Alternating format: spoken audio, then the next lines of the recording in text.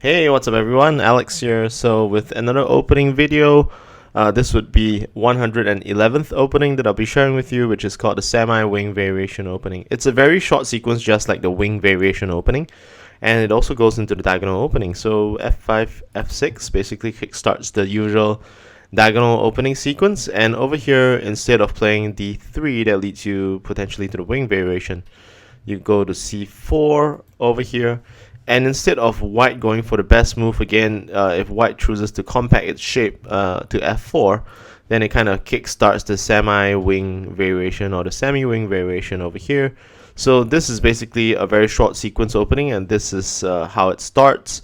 And similar to the wing variation, for black to kind of make this work as a surprise factor, you probably have to either continue grouping into the center of the board at E6 or basically cut through to G5 over here in the center, creating this kind of mini temporary checkerboard where you're controlling this mini diagonal between G4 to E6 and at the same time between D3 to G6 pocket. So yeah, basically white's best move looks like an outward shape into the center, allowing you to cut back into the center.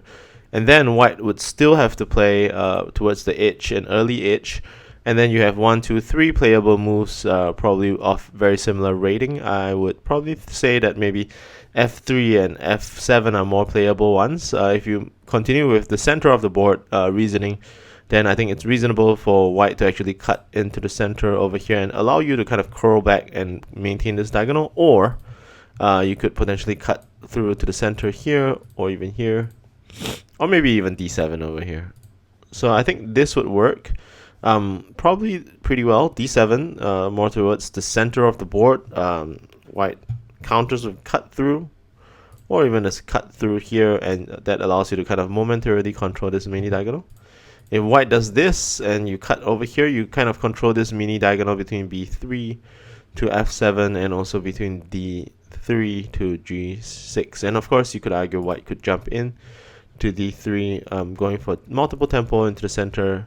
So I think the counter over here, pretty interesting because you create a pocket of space that allows you to cut back to poison this move over here at E3.